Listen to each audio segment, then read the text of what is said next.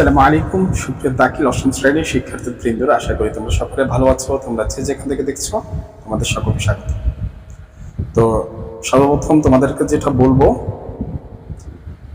তোমরা যারা মনোযোগ দিয়ে পড়াশোনা করছো তাদের কাছে আমি কৃতজ্ঞ, আর যারা দুষ্টামি করে এখনো সময় পার করছো সতর্ক হওয়ার চেষ্টা করো। তোমরা এখনো ছোট, বড় হওনি, বোঝার এখনো অনেক বাকি। আমাদের মতো সময় পার করে আসতে হবে, আমাদের মতো এত বড় হতে হবে, তারপরে জীবনের মূল্যটা তোমাদের সামনে দাঁড়াবে যে জীবনটা কতটুকু সহজ না চ্যালেঞ্জিং সেটা তখন বুঝে আসবে। তো তোমাদেরকে বলবো, এখনো তোমাদের হাতে সময় আছে, তোমরা এখনো স্ট্রং হয়ে যাও, ভালো করে পড়াশোনা করো, মনোযোগ দিয়ে পড়াশোনা করো।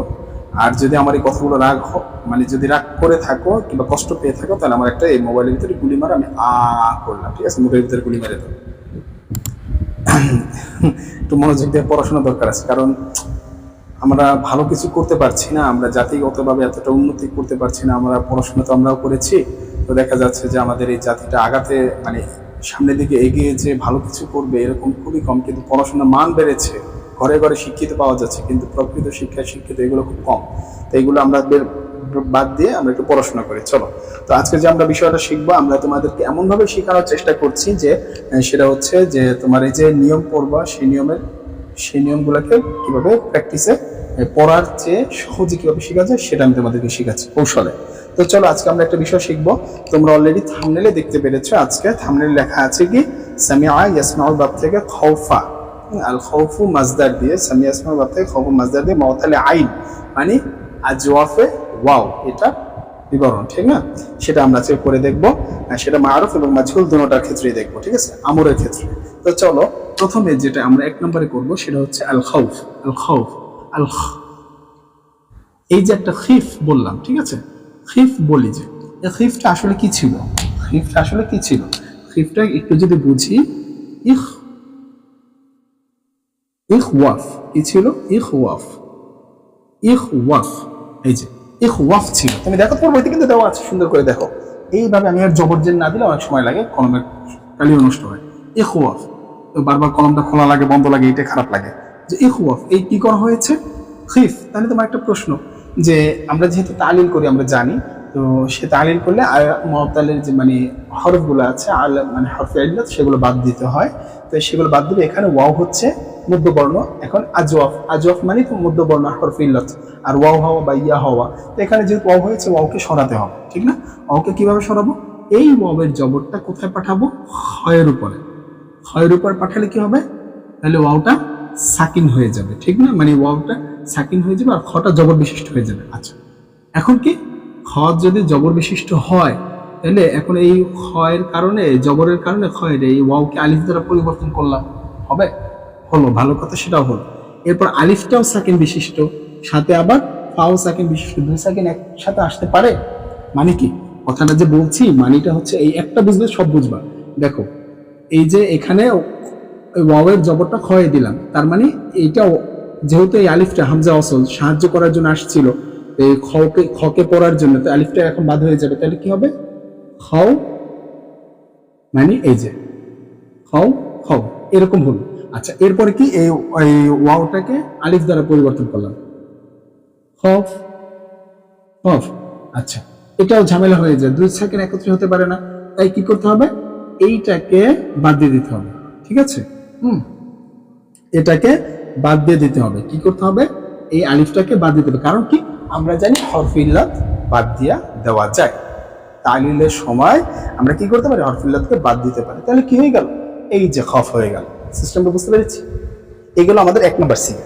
আচ্ছা, পরে দুই নম্বর সিগাটা দেখো, এখানে কিন্তু আর খফ বাদ দেওয়ার প্রয়োজন হয় না। কেন হয় না একটু বুঝাই। এখানে দুই নম্বর সিগাটা বুঝলে আর বাকি সবগুলো বুঝবা। যে দুই নম্বর সিগাটা কি ছিল? ইখওয়াফ। কি ছিল? ইখওয়াফ, ইখওয়াফ, ইখওয়াফা, ইখওয়াফা। আচ্ছা, ইখওয়াফা। এখন দেখো, এই যে ওয়াওয়ের জবরটা যদি খয়ের উপরে দেওয়া হয়, তাহলে কি হবে? এই আলিফটা বাদ হয়ে যাবে। তাহলে কি হবে? এটা সাকিন, খাও ফা। আচ্ছা, খাওফা হয়ে গেল। তাহলে এখন সাকিন যেহেতু হয়ে গেল, তাহলে এখন যেহেতু খয়ের ওয়াওয়ের আগে জবর আছে, তাহলে কি খ কে চাবে? আলিফকে চাবে, ঠিক না? তাহলে কি চাবে? খ, ফা, খ ফা। দেখো তো তোমার বইয়ের সাথে মিলছে কিনা, যুক্তিতে মিলে না?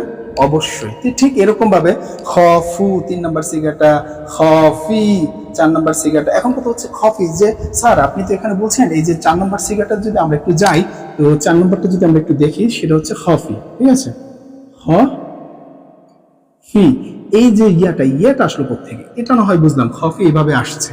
দেখো একই সিস্টেম, এটার কথা আলাদা। খফি এই যে 1 নম্বর সিগাটা আর এই সিগাটা, এটার ভিতরে একটা পার্থক্য রাখার জন্য আসছে। অর্থাৎ এটা মুআন্নাস আর এটা মুজাক্কার, এই পার্থক্যটা রাখার জন্য আসছে, ঠিক আছে? এছাড়া তালিল হয়েছে এইগুলোর মতোই, যে আগের জবরকে বাদ দিয়েছে। হ্যাঁ, এখন এখানে যদি শুধু খফ রাখা হয়, খফ, তাহলে 2 সেকেন্ড একত্র হয়ে যায় না? 2 সেকেন্ড একত্র হয়ে যায় কিনা দেখো। খফ, এই যে আলিফেরও সাকিন, ফায়েরও সাকিন, তাহলে ঝামেলা পড়া যাচ্ছে না। আলিফকে কি বাদ দিয়ে দিতে হয়, তাহলে বাদ দিয়ে দিলে কি হয়ে যায়? খফ হয়ে যায়, তাহলে প্রথমটার সাথে মিলে যায়। আর আমরা কি জানি, তালিল করার ক্ষেত্রে একটা আরেকটার সাথে মিলতে পারবে না, ঠিক না? সেই পার্থক্য করার জন্য এখানে ইয়াটা নেওয়া আবশ্যক। ক্লিয়ার? আচ্ছা চলো, আমরা এটা বুঝলাম। তো এরপরে আমরা আসি, এই যে দেখো 4 নাম্বার 5 নাম্বারও বুঝবা। এরপরে আমাদের 6 নাম্বার সিগাটা দেখো। 6 নাম্বার সিগাটা একটু বুঝার আছে। 6 নাম্বারটা বুঝলে আর আমাদের এই চ্যাপ্টারে বুঝার বেশি একটা কিছু নাই। 6টা সিগার আমাদের বোঝা হয়ে যাবে। হাদিরের 6টা। এখন এখানে ছিল ইখওয়াফ না, এখানে খিফ না। আমরা যে বলি খিফ না, ঠিক না? না, এটা খফ না, খিফ না, না খফ না, খফ না, যেহেতু আমরা বাবে আছে সামিআ থেকে।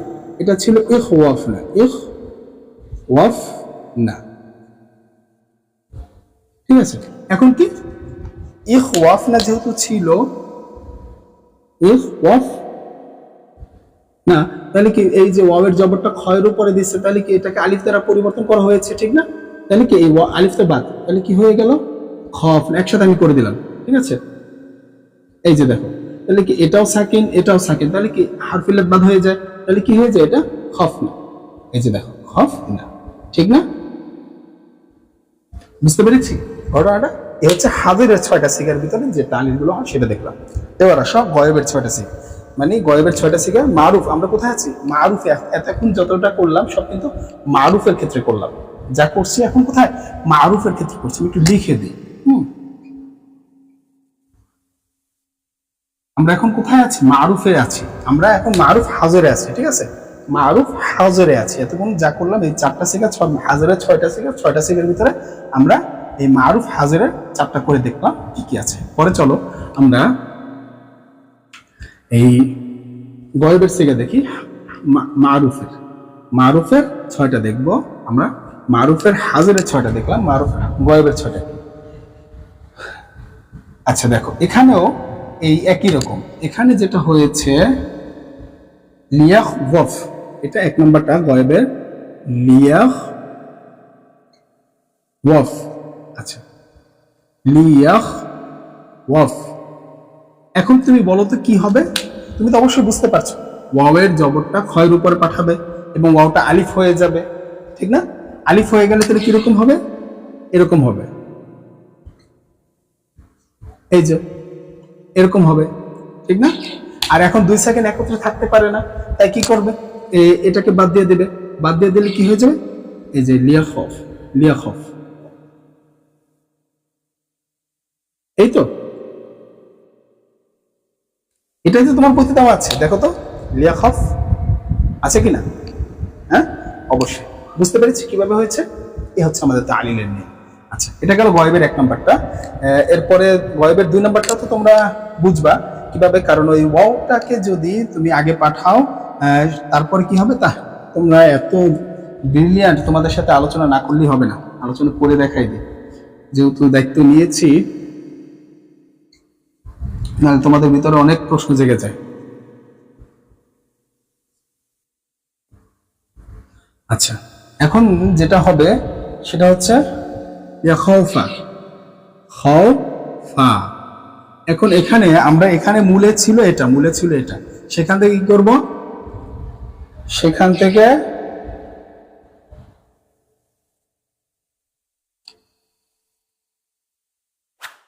এই যে এখান থেকে কি করব? এই জবরটাকে এখানে পাঠাবো, ঠিক না? তারপর কি আলিফ হয়ে যাবে, তাহলে কি এটা হবে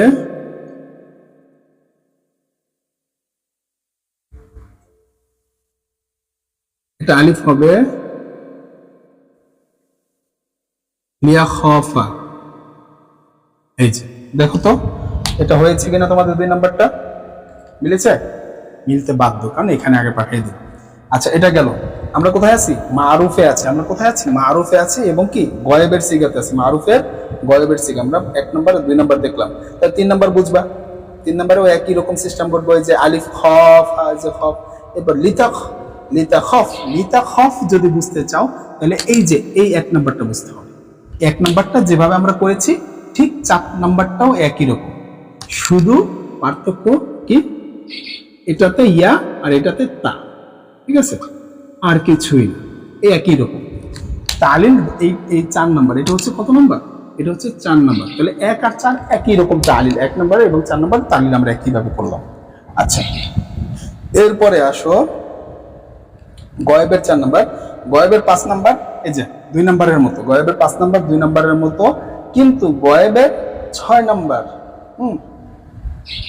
গয়েবের যে 6 নাম্বার, গয়েবের 6 নাম্বারটা একটু দেখি, ঠিক আছে? গয়েবের 6 নাম্বার, তাহলে এই যে 2 আর 5 একই রকম, 2 আর 5 এর তালিল একই রকম, সিগা ভিন্ন।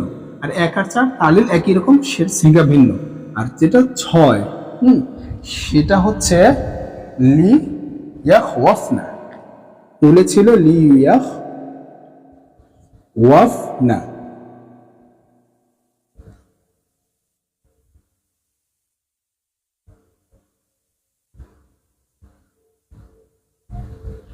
এই যে দেখো এখন ওয়াওয়ের উপরে জবর আছে, সে ওয়াওয়ের উপরে জবরটা কোথায় পাঠাবে?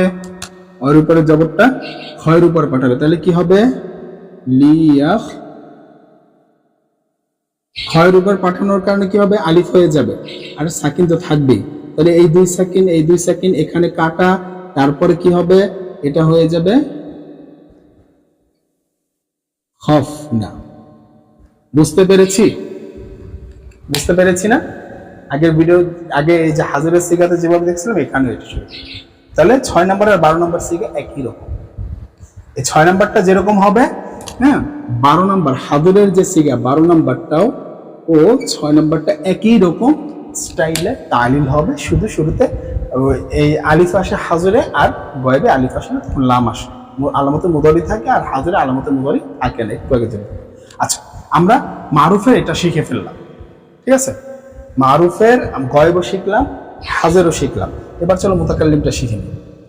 মারুফের মুতাকাল্লিমের আছে কয়টা সিগা? 2টা। আমরা অলরেডি 12টা সিগা সম্পর্কে, মারুফের সম্পর্কে জেনেছি, আর মাজহুল সম্পর্কে পরে জানব। চলো আমরা এবার মুতাকাল্লিমের 2টা। মুতাকাল্লিমের যেটা আছে সেটা হচ্ছে দেখো লি খফ, লি আখফ, লি আখফ, লি আখফ। আচ্ছা এখানে কি হয়েছে? লি আখওয়াফ, লি আখওয়াফ। দেখো লি তো থাকবেই, লি আখ ওয়াফ। দেখো তো তোমরা এখন বুঝো কিনা? আখ ওয়াফ, এই ওয়াওটাকে যদি সরাইয়ে ফেলা হয়, ওয়াওয়ের জবরটাকে যদি খয়ের উপরে দেওয়া হয়, তাহলে কি হয়ে যাবে? ওয়াও সাকিন হয়ে যাবে, ফাও সাকিন হয়ে যাবে, ঠিক না? তাহলে কি আর পড়া যাবে? দুটাকে একসাথে কি করতে হবে? ওয়াওটাকে বিলুপ্ত করে দিতে হবে, ঠিক না? কি করতে হবে তাহলে? এই যে যেমন তখন এই জিনিসটা হয়ে যাবে এভাবে হফ, তাহলে এটাও সাকিন, এটাও সাকিন, তাহলে তার পড়া যাচ্ছে না। তাই এটাকে বাদ দিয়ে কি বানাতে হবে? লি আখফ, লি আখফ।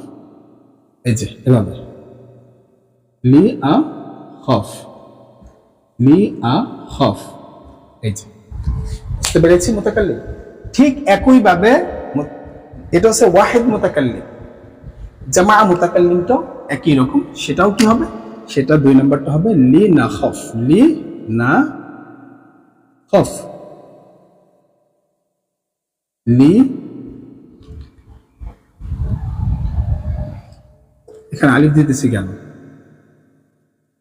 লি না খফ, এই হচ্ছে বিষয়। বুঝতে পেরেছি? এখানে আলিফটা কি? এটা হচ্ছে মুতাকাল্লিমের চিহ্ন, আলামতে মুদারি। তার মানে একটা জিনিস বুঝলাম, আমরা কি বুঝলাম? যে হাজরের সিগাতে আলামতে মুদারিটা পড়ে যায় কোন ক্ষেত্রে? এটা যখন আমরা এই 8 বাবে থাকবো, সুলাসি মুজাররদের 8 বাব, যে মূল 3 অক্ষর বিশিষ্ট যেগুলো আছে সেই ক্ষেত্রে, এবং সুলাসি মাজিদ ফিল ক্ষেত্রেও ঘটে কিছু কিছু, কিন্তু অনেক, আর এছাড়া বেশি একটা ঘটে না। মুজাররদের ক্ষেত্রে এক কথা মুজাররদ রুবাই হোক আর মুজাররদ সুলাসি হোক, এগুলোর ক্ষেত্রে ঘটে, আর সুলাসি মুজাররদের ক্ষেত্রে বেশি ঘটে। মাজিদ ফিতেও ঘটে, হ্যাঁ, 9 বাবের ভিতরে ঘটে, এবং 5 বাবের ভিতরে এটা বেশি একটা ঘটে না, ঘটেই না, কিন্তু রুবাইয়ের ভিতরে এটা ঘটে। এই বিষয়গুলো আস্তে আস্তে আমরা সামনে জানবো। জাস্ট এই কথাগুলো এখন মুখস্থ রাখো, মাথায় রাখো, প্রয়োজনে নোট করে রাখো, সামনে লাগবে।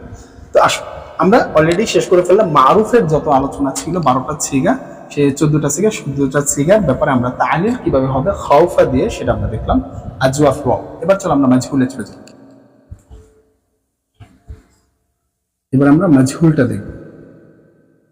এবার আমরা মাজহুল দেখব।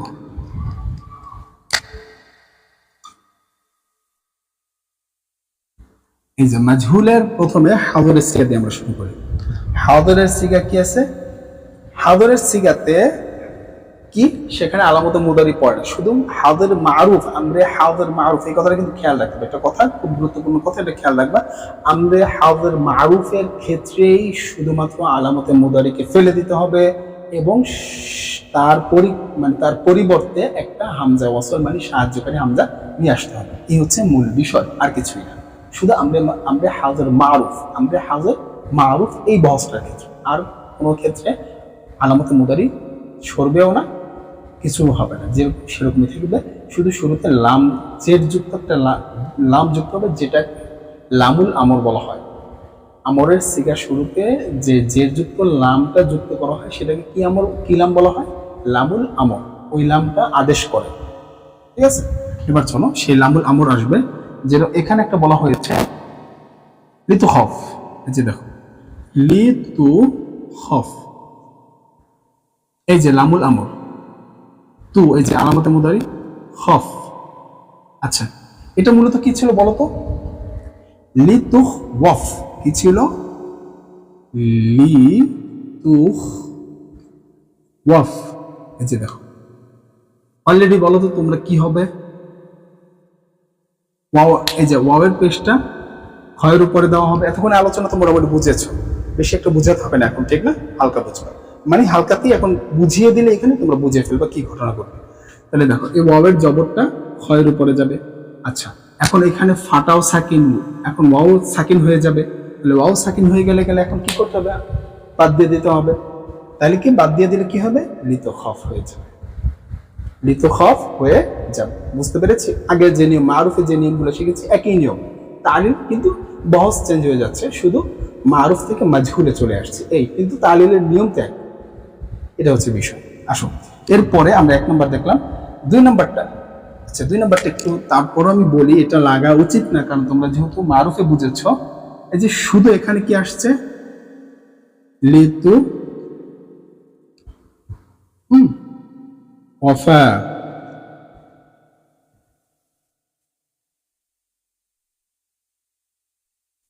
এই যে দেখো এখন ওয়াও এখানে কি হবে বলতো?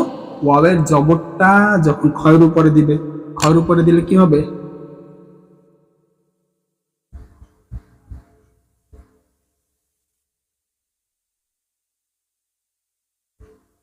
একটা আলিফ হয়ে যাবে, সাকিন থাকবে। এই যে আর এখানে সাকিন দেয় না, আমরা জানি। লিত খফা, দেখো তো তোমার 2 নম্বর সিগা হয়েছে কিনা? এই তো আমরা বুঝলাম কোনখান থেকে এই ওয়াওয়ের জবরটা ক্ষয়ের উপরে দেওয়ার কারণে খটা আলিফে পরিণত হয়েছে। ওয়াওটা হরফিল্লাত, এক হরফিল্লাতকে আর হরফিল্লাত দ্বারা পরিবর্তন করা, জানি না এই নিয়মগুলো, সেটাই। আচ্ছা এবার পরে দেখো 3 নম্বর সিগাটাও একই রকম, 4 নম্বর সিগাটাও একই রকম। শুধু কি পার্থক্য হয়েছে? ওই যে একটু আগে বললাম হাজিরের ক্ষেত্রে যে ইয়াটা যুক্ত করা হয়েছে, জানি 1 নম্বর সিগার সাথে না মিশে যায়, এবং এটা মুআন্নাস বোঝানোর জন্য, ঠিক আছে? একই রকম।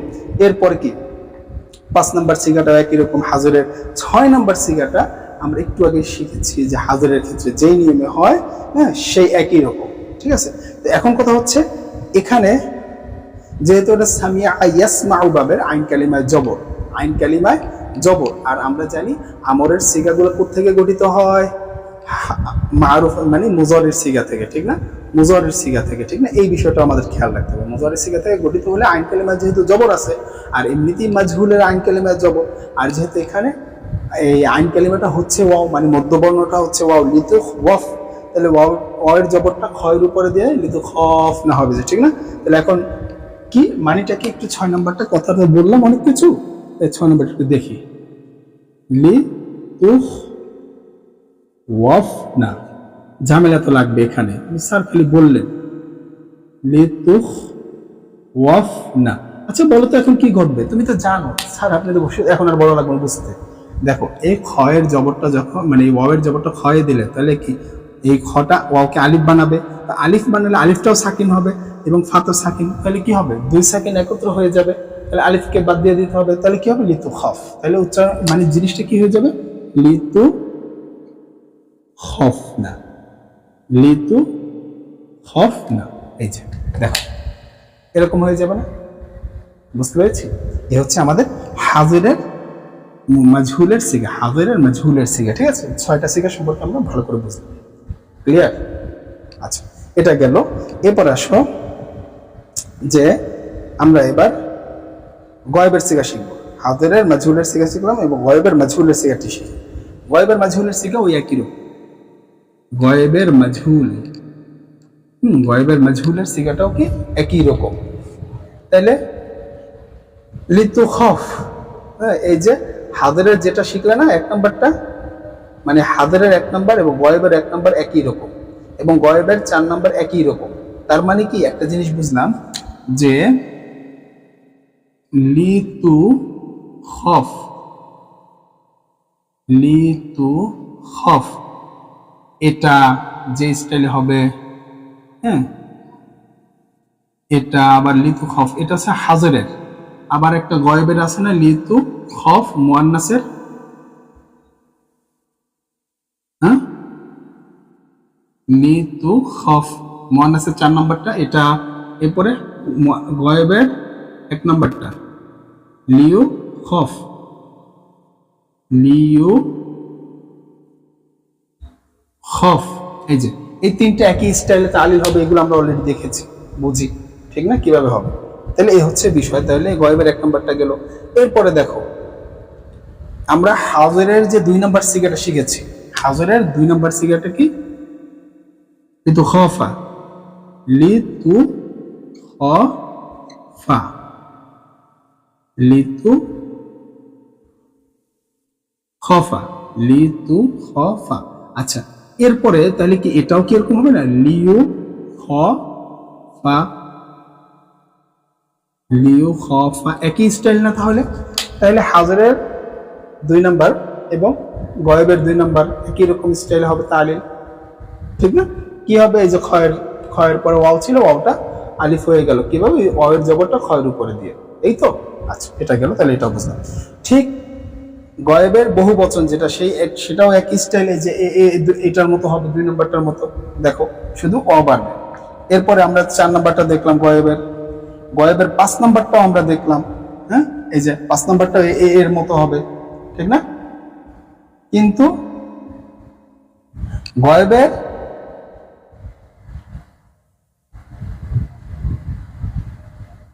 6 নম্বরটা এবং হাজিরের 6 নম্বরটা একই স্টাইলে হবে। তাহলে কি দেখবো? গয়েবের লিউ খফ না, লিউ খফ না, লিউ খফ না, লিতু খফ না, লিতু খফ না, খফ না। তাহলে এই দুটো কি একই রকম হবে না? শুধু এখানে তা আসছে, এখানে ইয়ে আসছে, আর তো কিছুই না। শিখেছি না? এ হচ্ছে বিষয়। তো আমরা বুঝলাম। এরপরে মুতাকাল্লিম, শুধু আলিফের উপরে পেশ, আর তো কিছুই না, আর নুনের উপরে পেশ। তাহলে কি হবে এখানে মুতাকাল্লিমের ক্ষেত্রে? মাজহুলের লিনু খফ, লিউ খফ, লিউ খফ, এটা আমরা তালিল অলরেডি শিখেছি মারুফের ক্ষেত্রে, ঠিক না? ওই মারুফের ক্ষেত্রে একই হবে। তারপরে লিনু খফ, এগুলো তো আগে শিখেছি না? লিনু খফ, এগুলো তাহলে তো আমরা একটু আগে শিখলাম মারুফের ক্ষেত্রে, ঠিক না? শুধু এখানে পেশ পরিবর্তন হয়েছে, আর তো কিছুই না, আর তো সব আগের মতো তালিল হয়েছে, ঠিক না? এই হচ্ছে আমাদের আজওয়াফে ওয়াওয়ের বাবে সামিআ থেকে মারুফ এবং মাজহুলের তালিল। তো এখন এই বেসিকগুলো যদি তুমি এখানে যেভাবে শিখেছো, এইগুলোই তোমার বইয়ের যে নিয়ম আকারে দেওয়া আছে, 1 নাম্বার 2 নাম্বার করে এরকম 20, 25, 26টা এরকম নিয়ম দেওয়া আছে, হ্যাঁ, বইতে দেওয়া আছে 21টা নিয়ম দেওয়া আছে, ঠিক আছে, এই আমরের ক্ষেত্রে। সেই নিয়মগুলো এখন তোমার কাছে ইজি হয়ে যাবে যদি এই ব্যাপারটা বুঝো ভালো করে। এই ভিডিওর ক্লাসটা যদি ভালো করে বুঝো তাহলে তোমার কাছে আর কঠিন হবে না। তো আশা করি তুমি আমার কথা বুঝতে পেরেছো। এগুলো একটু ভালো করে মনোযোগ দিয়ে প্র্যাকটিস করো, ইনশাল্লাহ হয়ে যাবে। এরপরে আমরা বাবে দরবা থেকে আজওয়াফে ইয়াই নিয়ে আমরা কথা বলবো। তো আজ এই পর্যন্ত, পরবর্তী ভিডিও দেখা হবে। আসসালামু আলাইকুম।